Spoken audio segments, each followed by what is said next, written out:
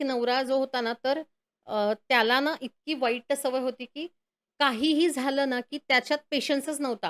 हं. म्हणजे for example, की आता समजा घरात बाई काहीतरी काम करते आणि अ, त्याला क्विक सगळ्या गोष्टी हव्या असायच्या. तर ती म्हणाली, की "अहो, साधी चहा करण्यासारखी गोष्ट आहे समजा, हां.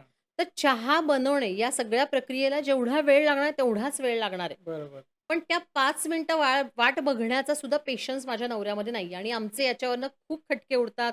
खूप वाद होतात आमच्या दोघांचे, की मग ते मला अक्षरशः असे स्वयंपाकघरात येतात आणि म्हणतात, "बाजूला हो, तुला काही जमत नाही, तुला अक्कलच नाहीये, ओह! तुला जमतच नाहीये. काय चहा करायला एवढा वेळ लागतो का?" असं म्हणून स्वतःच चहा करून घेतात म्हणे.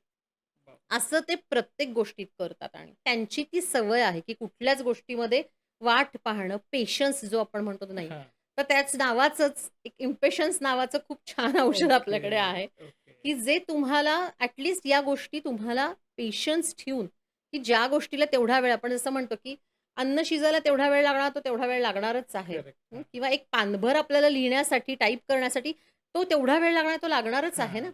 त्याच्यापेक्षा कमी वेळ हा नाहीच. कोणीच असं अगदी जादूसारखं एका सेकंदात नाही ते लिहू शकत ना. करेक्ट. मग हा पेशन्स येत नाही त्यावेळेला घरात मग वादविवाद होतात.